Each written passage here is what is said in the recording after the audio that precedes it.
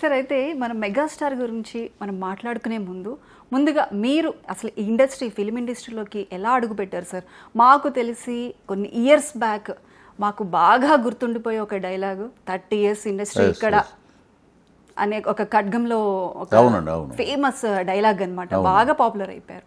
ఎలా ఎంట్రీ అయింది సార్ మీది? అంటే మా ఎంట్రీ కూడా మా అందరికి ఇన్స్పిరేషన్ ఎవరంటే చిరంజీవి గారు. మేము 10th standard 7th standard ఉన్నప్పటి నుంచి వారిది 7th కాదులండి 9th ఎంత అవుద్ది, మాకు తాడేపల్లిగూడెంలో దేర్ ఈజ్ విజయ టాకీస్ అనే ఒక సినిమా హాల్ ఉండేది. పున్నమ్మ నాగు సినిమా దాంట్లో 100 రోజులు ఆడింది. అక్కడ రాజు గారు అని ఒక ఆయన ఉన్నాడు, స్టిల్ ఫోటోగ్రాఫరు. ఏం చేశాడయ్యా అన్నారు. అంటే అప్పటికి ఇంకా ఆయన ఎదుగుతున్నారు. ఆయన ఎదుగుతున్న క్రమంలో వచ్చిన సినిమా అది. నంది అవార్డు వచ్చింది. అవన్నీ కట్ చేసి పెట్టుకునే ఉన్నాడు. అప్పటి నుంచి ఫ్యాన్ ఆయనకి. నేను అది ఖైదీ నెంబర్ 786 సినిమా మెడ్రాస్ సవేరాలో 100 days ఫంక్షన్ జరిగితే అక్కడ తీసుకెళ్ళి చూపించాను ఆయనకి. తీసుకుని ఫోటో దిగి నేను కూడా ఇండస్ట్రీకి రావాలంటే ఫస్ట్ చదువుకోండి తర్వాత రండి అని అన్నారు. తర్వాత అదే సవేరాలో నేను ఫ్రంట్ లైన్ మేనేజర్గా పనిచేశాను after completed my MA economics. తర్వాత వారిని నన్ను ఇంట్రడ్యూస్ చేసిన డాక్టర్ M. ప్రభాకర్ రెడ్డి గారు అయ్యప్ప దీక్షకు వెళ్తుంటారు ఎవ్రీ ఇయర్. అక్కడ నేను శబరిమలలో పైన కొండ దగ్గర కాటేజ్లో చిరంజీవి గారిని చూడటం జరిగింది. ఆయన చూసి ఫస్ట్ టైం ఈ ఇన్స్పిరేషను, ఈయన డెడికేషను వితౌట్ బ్యాక్గ్రౌండ్. అప్పుడు దాకా మీకు ఆయన మూవీస్ చూసి ఒక అనుభూతి, అభిమానం అనేది ఒక్కసారి ఆయన చూడగానే మీ అసలు ఇంక ఎన్నో మాట్లాడేయాలండి.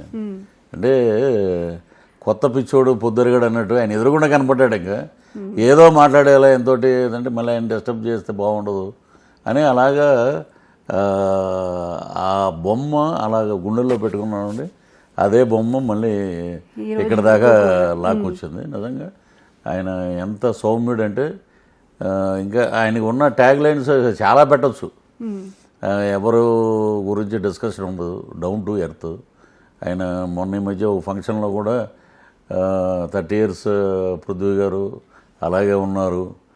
ఆయన ఎప్పుడైతే పవన్ కళ్యాణ్ గురించి ఏదైనా మాట్లాడినా, నా గురించి ఏదైనా మాట్లాడినా ఆయన ముఖంలో ఆనందం చూడండి అని చెప్పి వేదిక మీద చెప్పాడు ఆయన. అది నాకు ఏంటంటే మమ్మల్ని గుర్తుపెట్టుకోవాల్సిన అవసరం లేదండి. Is a megastar. ఆయనకున్న పరిచయాలు, ఆయనకున్నటువంటి ఫ్యాన్ ఫాలోయింగ్ కానీ పెద్ద వాళ్ళతోటి పరిచయాలు. ఏమైనా నరేంద్ర మోదీ దగ్గర నుంచి చాలామంది వరల్డ్లో ఆయనకి చాలామంది పెద్ద వాళ్ళు ఉన్నారు. బట్ వారి గుండెల్లో కూడా వారి మెగా ఫ్యామిలీ మొత్తంలో కూడా పృథ్వీరాజుకి ఒక ప్రత్యేకమైన స్థానం ఉంది. ఏమన్నా మా భీష్ముడు అంటే చాలామంది తెలియదు, నాగబాబు గారు, పవన్ కళ్యాణ్ గారు, చిరంజీవి గారు, ఇంకా వరుసగా వాళ్ళ ఇంట్లో ఉన్న హీరోలు అందరితోటి చాలా లవ్లీగా చాలా చక్కగా మాట్లాడతారు. వాళ్ళు ఏదైనా కష్టం వచ్చినా కూడా నన్ను ఆదుకునే కుటుంబం ఏదైనా ఉంది తెలుగు ఇండస్ట్రీలో అంటే ఓన్లీ మెగా కుటుంబం. అంటే మీరు కూడా సార్ ఏ ప్రెస్ మీట్స్ జరిగినా, ఏ మీటింగ్స్కి వెళ్ళినా కూడా ప్రత్యేకంగా మెగా ఫ్యామిలీ గురించి మీకున్న అభిమానాన్ని ఖచ్చితంగా మీ మాటల రూపంలో వ్యక్తపరుస్తూనే ఉంటారు. ఎందుకని సార్ అంత అభిమానం మెగా? అంటే ఇప్పుడు చాలామంది ఏమంటారంటే, ఇప్పుడు ఊర్లో మా తాడేపల్లిగూడెం సెమీ టౌన్, అది పెద్ద సిటీ కూడా కాదండి. ఆ చుట్టుపక్కల పల్లెటూరులో మా పొలాలు ఉన్న దగ్గర కూడా అక్కడ ఉన్నటువంటి రైతులు కానీ వీళ్ళు కానీ ఎప్పుడూ మెగాస్టార్ గారి గురించి చెప్తారు. మెగాస్టార్ గారు అంటే వాళ్ళ మైండ్ సెట్ ఎలా ఉంటుందంటే అండి, ఎప్పుడైనా మాట్లాడితే మనం ఏదైనా సినిమాలో కనబడాలి ఆయనతో పాటు. నేను దాన్ని అపోజ్ చేస్తాను. మనం అభిమానం, మన మీద ఆయన చూపించే అభిమానం సినిమాలో క్యారెక్టర్ కాదు, అది ఆయన హృదయంలోంచి వచ్చింది. అది చాలు అండి.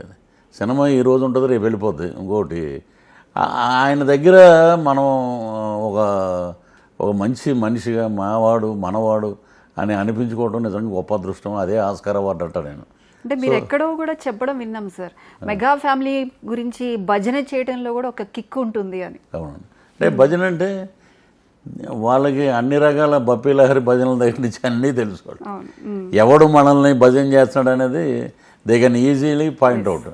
ఒక్కటి చిరంజీవి గారి కళ్ళల్లోకి మనం అలా చూస్తే, వాడు ఏదన్నా తప్పు చేద్దాం అనుకున్నా, వేరే రకంగా మాట్లాడదాం అనుకున్నా వచ్చినా కూడా ఆయన కళ్ళు చూసి వాడు నిజం చెప్పేసి నిజాయితీగా బయటికి వెళ్ళిపోతాడు. అది ఆ పవర్ అండి, అదే ఆయనలో ఉన్న ఆంజనేయ స్వామి అలా కనపడుతుంటాడు. ఆయన ఎవరు ఏం చేయలేరండి. ఆయన ఏదన్నా అన్నా కూడా ఇంకొక 100 రెట్లు మెగాస్టార్ ఖ్యాతి పెరుగుద్ది. సో ఆ ఫ్యామిలీ మొత్తం అంతేనండి. ఏమన్నా నాగబాబు గారు కానీ, పవన్ కళ్యాణ్ గారు కానీ ఉన్నటువంటి త్రిమూర్తులు అంట నేను, బ్రహ్మ విష్ణు మహేశ్వరుడు.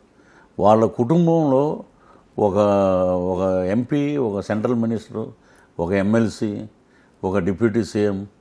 అది చూస్తే నిజంగా నేను మొన్న కూడా వాళ్ళ బావగారిని అడిగానండి, నేను కాకినాడలో కలిశారని.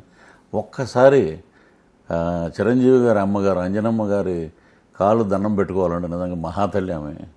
ఇంతటి గొప్ప గొప్ప త్రిమూర్తులను కన్నా వారి ఎదుగుదల ఆమె చూడటం అనేది నిజంగా గొప్ప అదృష్టం.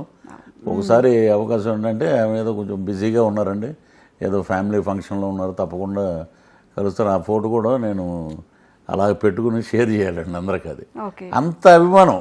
అంటే నేను ఒక్కడే కాదండి, లక్షలాది మంది అభిమానులు కూడా అలాగే ఫీల్ అవుతారు చిరంజీవి గారు అంటే. అది నేను పర్టికులర్గా చూసింది మదర్ తెరిసా విగ్రహానికి ఆయన దండేసి అక్కడ ఒక స్పీచ్కి రాజమండ్రి వచ్చారు. ఆయన ఎయిర్పోర్ట్ దగ్గర నుంచి అక్కడికి రావటానికి కుదరలేదండి. పోలీసు వాళ్ళు కూడా చేతులు ఎత్తేస్తారు, మా వల్ల కాదండి, మీరు వెళ్ళలేరు.